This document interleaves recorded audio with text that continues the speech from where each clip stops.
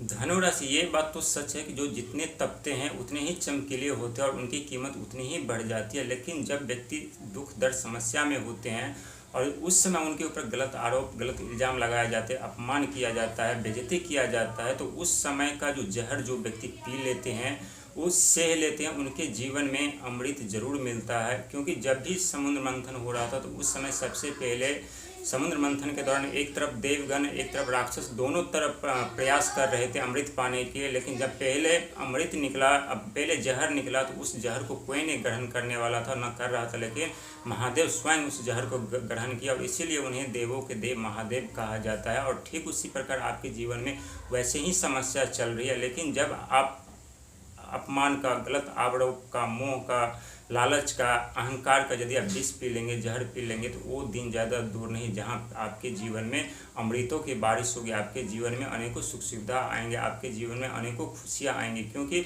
जब भी ईश्वर किसी व्यक्ति की परीक्षा लेते हैं तो हर एक व्यक्ति के ईश्वर के परीक्षा में पास होना संभव नहीं है। लेकिन जो व्यक्ति ईश्वर के परीक्षा में पास हो जाते हैं उनके जीवन में खुशियाँ ही खुशियाँ होती है। चारों तरफ उनके जीवन में से अंधकार हट जाते हैं, उनके जीवन में खुशियाँ फिर से दोबारा आती है। वैसे आपके ऊपर शनि की दृष्टि बनी हुई है अभी भी, और पहले समय आपके ऊपर शनि के 7.5 की मार, इसके बाद ढैया की मार, इसके बाद राहु का राशि परिवर्तन, शनि का राशि परिवर्तन, गुरु का राशि परिवर्तन, शुक्र का राशि परिवर्तन, सब एक अद्भुत ग्रह अपने आप में है। यदि इतने सब ग्रह का सही साथ व्यक्ति को मिल जाए, सही आशीर्वाद मिल जाए, सही शुभ प्रभाव मिल जाए, तो व्यक्ति रातों रात उनकी किस्मत में चमत्कार हो जाते हैं, उनके जीवन में सुख सुविधा आ जाते हैं, उनके जीवन में अनेकों खुशियाँ आती हैं। लेकिन जब व्यक्ति के जीवन में अंधकार होते हैं तो व्यक्ति दुखी होते हैं, मायूस होते हैं, संकट का सामना करते हैं। कोई बीमारी को लेकर के, तो कोई धन को लेकर के, तो कोई परिवार को लेकर के, तो कोई बच्चों को लेकर के, अनेकों समस्या का सामना करते हैं। लेकिन जब कोई रास्ता न दिखाई दे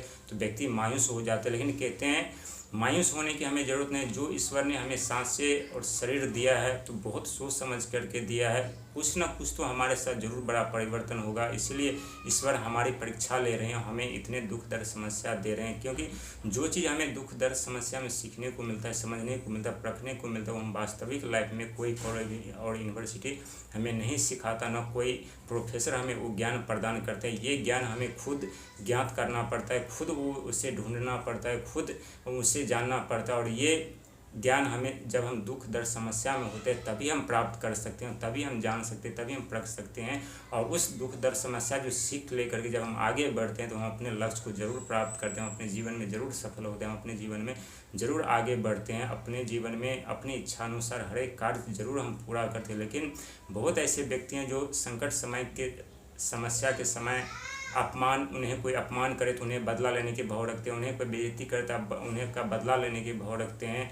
और व्यक्ति हमेशा क्रोधित होते रहते हैं और सोचते हैं कि आज यदि मेरा अच्छा समय है तो मैं इसका बदला लूँगा। लेकिन जो व्यक्ति बदले के भाव न रख करके भक्ति के मार्ग पर निकलते हैं, हमेशा सोचते हैं कि जो हुआ ये हमारे कर्मों धर्मों का हिसाब था और जो होगा हमारे लिए अच्छा होगा, तो ज़रूर ईश्वर शनिदेव उनके जीवन में सुख सुविधा जरूर प्रदान करते हैं।